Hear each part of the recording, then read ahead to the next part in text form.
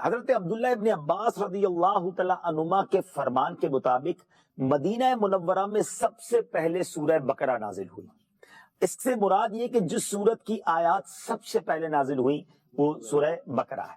اس میں آیات، کلمات اور حروف کی کیا تعداد ہے، سبحان اللہ۔ اس سورت میں 40 رکوع ہیں، 286 آیتیں ہیں، 6121 کلمات، 6121 کلمات ہیں اور 25,500 حروف ہیں، 25,500 حروف ہیں۔ سبحان اللہ۔ بقرہ نام رکھنے کی وجہ کیا ہے؟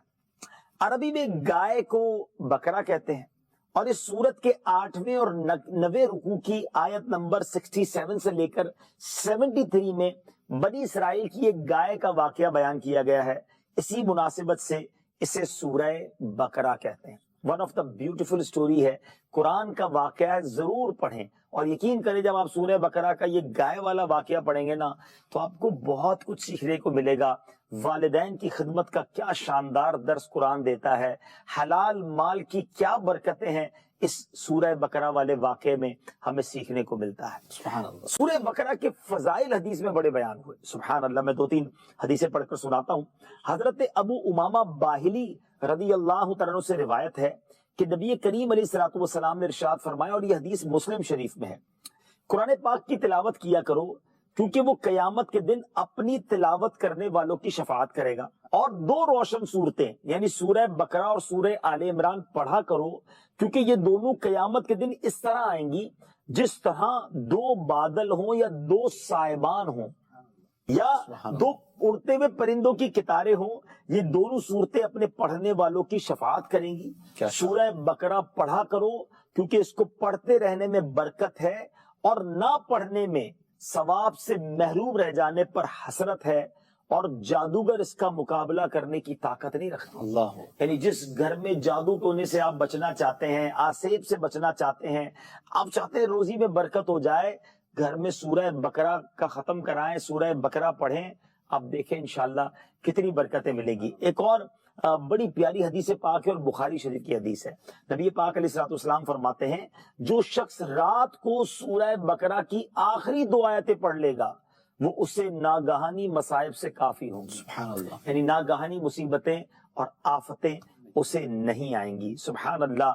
اب اس کے کچھ مضامین، ٹاپکس آف سورہ بقرہ، یہ بھی سن لیجئے۔ یہ قرآن پاک کی سب سے بڑی سورت ہے، اور اس سورت کا مرکزی مضمون یہ ہے کہ بنی اسرائیل پر کیے گئے انعامات، ان انعامات کے مقابلے میں بنی اسرائیل کی ناشکری، بنی اسرائیل کے جرائم جیسے بچڑے کی پوجا کرنا، سرکشی اور عناد کی وجہ سے حضرت موسیٰ علیہ السلام سے طرح طرح کے مطالبات کرنا، اللہ تعالیٰ کی آیتوں کے ساتھ کفر کرنا، انبیاء کرام کو ناحق شہید کرنا، عہد توڑنا وغیرہ، گائے ذبح کرنے کا واقعہ، نبی پاک علیہ السلام کے زمانے میں موجود یہودیوں کے باطل عقائد و نظریات کو بیان کیا گیا، مسلمانوں کو یہودیوں کی دھوکہ دہی سے آگاہ کیا گیا۔ تو الحمدللہ اس میں بہت سارے مضامین ہیں۔ سورہ بقرہ کی خوب تلاوت کیجئے اور اس کی برکتیں لوٹیے۔ سورہ رحمان کا مقام نزول، یہ سورت مکہ مکرمہ میں نازل ہوئی۔ سبحان اللہ۔ آیات، کلمات اور حروف کی تعداد، اس سورت میں 3 رکوع، 78 آیتیں، 351 کلمے اور 1636 حروف ہیں، 1636 حروف ہیں۔ رحمان نام رکھنے کی وجہ کیا ہے؟ What is the reason of that؟ اس سورت کا نام سورہ رحمان اس لیے رکھا گیا کہ اس کی ابتدا اللہ تعالیٰ کے اسماء حسنہ میں سے ایک اسم الرحمن سے کی گئی۔ سبحان اللہ۔ اچھا، سورہ رحمان کے فضائل بہت آئے احادیث میں۔ مولا علی کرم اللہ تعالی وجہ الکریم سے روایت ہے کہ نبی پاک علیہ الصلوۃ والسلام نے فرمایا، ہر چیز کی ایک زینت ہے، سبحان اللہ۔ اور قرآن کی زینت سورہ رحمان، سبحان اللہ۔ ڈیکوریشن آف قرآن، سبحان اللہ۔ مفتی احمد یار خان نعیمی رحمۃ اللہ تعالی علیہ فرماتے ہیں، چند وجہ سے سورہ رحمان کو قرآن کی دلہن، برائڈ آف قرآن یا زینت فرمایا گیا۔ اس صورت میں اللہ تعالیٰ کی ذات و صفات کا ذکر ہے، سبحان اللہ، اور ذات و صفات پر اعتقاد، بلیف رکھنا، ایمان رکھنا، یہ ایمان کی زینت ہے۔ بے شک۔ اس صورت میں جنت کی حوروں، اس کے حسن و جمال اور ان کے زیورات کا ذکر ہے، اور یہ چیزیں جنت کی زینت ہیں، بے شک اس لیے بھی اس کو قرآن کی زینت کہا گیا۔ اس صورت میں آیت مبارکہ فَبِأَيِّ آلَاءِ رَبِّكُمَا تُكَذِّبَانِ 31 ٹائمز ارشاد ہوئی، سبحان اللہ، اس سے سورت کی زینت اور زیادہ ہو گئی۔ سبحان اللہ۔ سبحان ایک اور بڑی پیاری حدیث پاک ہے، حضرت فاطمہ الزہرا رضی اللہ تعالی عنہا سے روایت ہے، نبی پاک علیہ الصلوۃ والسلام نے ارشاد فرمایا، سورہ حدید، سورہ واقعہ اور سورہ رحمان کی تلاوت کرنے والے کو زمین و آسمان کی بادشاہت میں جنت الفردوس کا مکین پکارا جاتا ہے۔ واہ، جنت الفردوس میں رہنے والا سبحان یہ اس کو کہا جاتا ہے جو ان 3 صورتوں کی تلاوت کرتا ہے۔ اس صورت کا مرکزی مضمون جو مین ٹاپک ہے، سینٹرل ٹاپک ہے، کہ اس میں اللہ تعالیٰ کی وحدانیت اور قدرت، نبی اکرم علیہ الصلوۃ والسلام کی نبوت اور قرآن مجید کے اللہ تعالیٰ کی وحی ہونے پر دلائل بیان کیے گئے ہیں۔ اور اس میں چند اور ٹاپکس بھی ہیں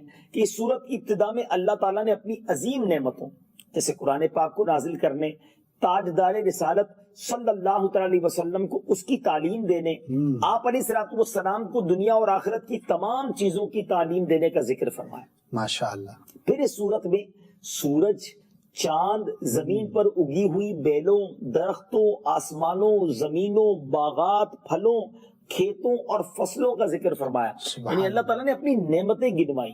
پھر ایک اور بڑا انٹرسٹنگ ٹاپک ہے کہ حضرت آدم علیہ الصلوۃ والسلام اور ابلیس کی پیدائش، میٹھے اور کھارے سمندروں اور ان سے موتیوں کے نکلنے کو بیان فرمایا، سبحان اور اس صورت کے آخر میں قیامت، جنت کی نعمتوں اور جہنم کی سختیوں اور ہولناکیوں وغیرہ کا ذکر بھی موجود ہے۔ تو ناظرین، ہم یہ اس کا جو تعارف پیش کرتے ہیں، انٹروڈکشن آف سورت اس لیے پیش کرتے ہیں کہ مزید قرآن پڑھنے کا شوق پیدا ہو۔ قرآن مجید کو کمپائل کرنا حضرت امیر المومنین ابو بکر صدیق رضی اللہ عنہ کا ایک عظیم الشان کارنامہ ہے۔ پہلے ذرا جمع قرآن کا، یہ قرآن پاک کو جو کمپائل کیا گیا، اس کا پس منظر بتاتا ہوں۔ یاد رہے کہ جنگ یمامہ یہ ایک ایسی جنگ تھی جو مسیلمہ کذاب کے خلاف ہوئی، جس نے معاذ اللہ اپنی نبوت کا دعویٰ کیا، مرتد ہو گیا تھا، اور اس جنگ میں مسلمانوں کو زبردست فتح بھی نصیب ہوئی، مگر ایک غم بھی ساتھ ملا کہ ایک بڑی تعداد میں صحابہ کرام دنیا سے پردہ فرما گئے، شہید ہوئے، اور اس میں ایک اچھی خاصی تعداد حفاظ قرآن کی تھی۔ اب جب اتنے سارے حافظ قرآن دنیا سے چلے گئے تو حضرت عمر فاروق رضی اللہ تعالیٰ عنہ نے اس بات کو ریئلائز کیا، آپ نے فیل کیا کہ کہیں ایسا نہ ہو کہ حفاظ قرآن کی اگر کثیر تعداد شہید ہو گئی تو قرآن کا کچھ حصہ کہیں ضائع نہ ہو جائے، کیونکہ اس زمانے میں قرآن پیپر پر نہیں تھا، اس زمانے میں قرآن کتابی صورت میں نہیں تھا، اس وقت تو قرآن سینوں میں محفوظ تھا، یا مختلف پرچوں پر، تو بکری کے شانوں پر یا لکڑی کے تختوں پر لکھا ہوا تھا، اور ابھی تو جنگوں کا سلسلہ اور بھی ہو سکتا تھا، اور ایسا نہ ہو کہ مزید حافظ قرآن شہید ہوتے جائیں اور قرآن ہی ہمارے ہاتھ سے نکل جائے۔ تو حضرت عمر فاروق رضی اللہ تعالیٰ عنہ کا ویژن دیکھیں کہ آپ سیدنا صدیق اکبر رضی اللہ تعالیٰ عنہ کے پاس آئے اور آپ نے مشورہ دیا کہ ہمیں قرآن پاک کو محفوظ کرنا چاہیے، جہاں جہاں موجود ہے ان سب کو کمپائل کرنا چاہیے۔ تو حضرت ابو بکر صدیق رضی اللہ تعالیٰ عنہ نے پہلے تو اس کو ماننے سے انکار کر دیا، اور آپ نے فرمایا کہ جو کام نبی پاک علیہ الصلوۃ والسلام نے نہیں کیا وہ کام ہم کیسے کر سکتے ہیں۔ مگر جب حضرت عمر فاروق رضی اللہ تعالیٰ عنہ نے اصرار کیا تو پھر آپ کو ریئلائز ہوا کہ واقعی یہ تو وقت کی ضرورت ہے، it's a need of time. پھر آپ نے حضرت زید بن ثابت رضی اللہ تعالیٰ عنہ کو بلایا اور ان سے بات کی۔ حضرت زید بن ثابت خود کہتے ہیں کہ حضرت ابو بکر صدیق رضی اللہ تعالیٰ عنہ نے مجھے بلایا، وہاں حضرت عمر فاروق رضی اللہ تعالیٰ عنہ بھی جلوہ فرما تھے۔ حضرت ابو بکر صدیق رضی اللہ تعالیٰ عنہ نے فرمایا کہ حضرت عمر بن خطاب نے مجھے قرآن کریم کے بہت سے قراء کے شہید ہونے کی اطلاع دی ہے، اور ساتھ یہ بھی مشورہ دیا ہے کہ چونکہ کفار سے جنگوں کا سلسلہ ابھی جاری ہے، اس لیے ڈر ہے کہ حفاظ قرآن کی اگر کثیر تعداد شہید ہو گئی تو قرآن کا کچھ حصہ کہیں ضائع نہ ہو جائے، لہٰذا قرآن مجید کو میں جمع کرنے کا حکم دوں۔ لہٰذا اے زید، آپ عقل مند نوجوان ہیں، ہمیں آپ میں کوئی عیب نظر نہیں آتا، اور آپ تو رسول کریم علیہ الصلوۃ والسلام کے پاس وحی لکھا کرتے تھے، اس لیے یہ عظیم کام آپ ہی کیجئے، اور تمام قرآنی آیات کو مختلف جگہوں سے لے کر ایک جگہ جمع کر دیجئے۔ اس وجہ سے حضرت زید بن ثابت رضی اللہ تعالیٰ عنہ فرمایا کرتے تھے کہ اگر مجھے ایک پہاڑ کو اٹھا کر ایک جگہ سے دوسری جگہ رکھنے کا حکم دیا جاتا تو یہ میرے لیے قرآن جمع کرنے سے کہیں زیادہ آسان ہوتا. اور یہ بات کہنے کے بعد آپ رضی اللہ تعالیٰ عنہ اس تشویش کا بھی اظہار کیا کرتے ہیں کہ جو پہلے صدیق اکبر رضی اللہ تعالیٰ عنہ کو تشویش تھی، اور آپ عرض کرتے ہیں کہ مجھے بھی یہ کام سمجھ نہیں آیا تھا کہ آپ لوگوں کام کیسے کر سکتے ہیں جو کام خود نبی پاک علیہ الصلوۃ والسلام نے نہیں کیا. حضرت ابوبکر صدیق رضی اللہ تعالیٰ عنہ اس کام اور اس کی امپورٹنس کو بخوبی جانتے تھے، اس کے بینیفٹس کو جانتے تھے، اور اس کام کو نہ کرنے کے نقصانات سے بھی واقف تھے. لہٰذا آپ رضی اللہ تعالیٰ عنہ حضرت زید سے فرماتے ہیں اللہ پاک کی قسم اس کام ہی میں بہتری ہے. اور پھر حضرت زید فرماتے ہیں کہ اللہ پاک نے ان دونوں حضرات کی طرح میرا بھی سینہ کھول دیا، میرا بھی سینہ کشادہ فرما دیا، اور میں بھی پوری کوشش سے ہڈیوں، کھجور کے پتوں اور سفید پتھروں اور تحریر شدہ اور لوگوں کے سینوں سے جو موجود قرآن تھا اس کو میں نے کمپائل کرنا شروع کیا، جمع کرنا شروع کیا. یہ کام اتنا آسان نہیں تھا، اور ٹیکنالوجی کا دور بھی نہیں تھا کہ لوگوں نے اپنے پاس قرآن موبائل میں یا اپنے گیجٹس میں، اپنے ای میل یا گوگل ڈرائیو پہ سیو کیا ہوا ہو. اس وقت تو قرآن سینوں میں محفوظ تھا، یا مختلف پرچوں پر، تو بکری کے شانوں پر یا لکڑی کے تختوں پر لکھا ہوا تھا. بہرحال اس میں کوئی کیئرلیسنس بھی برتی نہیں جا سکتی تھی، کیونکہ پہلے چھاپ دیتے ہیں، بعد میں کریکشن کر لیں گے، نیا ایڈیشن میں کریکشن ہو جائے گی.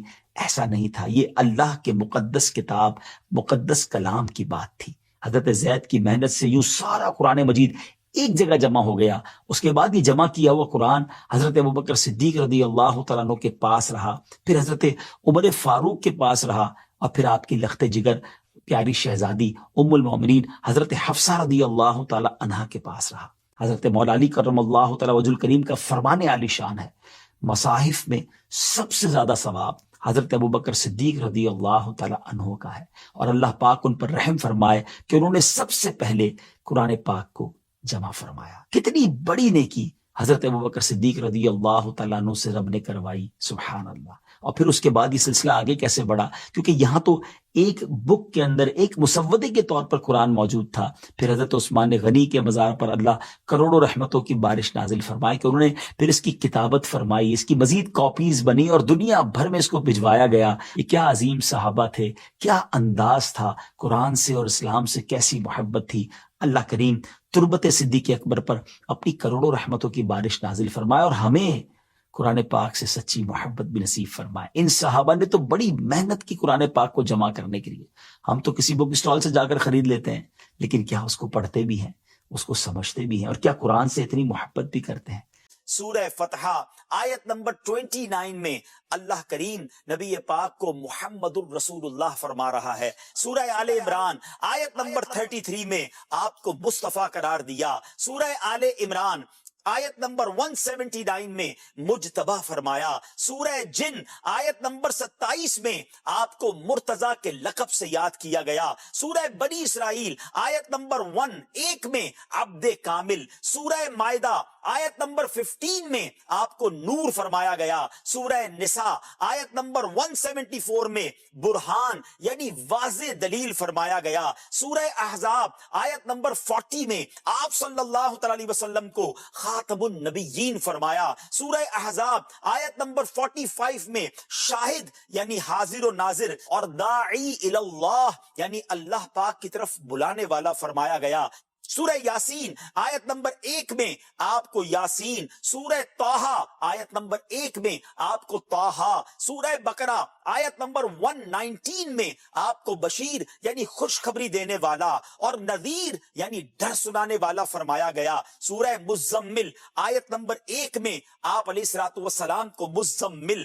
سورہ مدثر آیت نمبر 1 میں آپ کو مدثر فرمایا گیا. سورہ آل عمران آیت نمبر 164 میں اللہ پاک نے آپ کو مومنوں پر اپنا احسان قرار دیا. سورہ انبیاء آیت نمبر 160 میں آپ علیہ الصلوۃ والسلام کو تمام عالمین کے لیے رحمت قرار دیا. سورہ قلم آیت نمبر 4 میں آپ کو صاحب خلق عظیم فرمایا. تو سورہ بنی اسرائیل آیت نمبر 1 میں آپ کو صاحب معراج فرمایا گیا. سورہ بقرہ آیت نمبر 33 میں دعائے ابراہیمی، تو سورہ صف آیت نمبر 6 میں بشارت عیسیٰ فرمایا گیا، سورہ کوثر آیت نمبر 1 میں صاحب کوثر، تو سورہ بنی اسرائیل آیت نمبر 79 میں آپ کو صاحب مقام محمود فرمایا گیا۔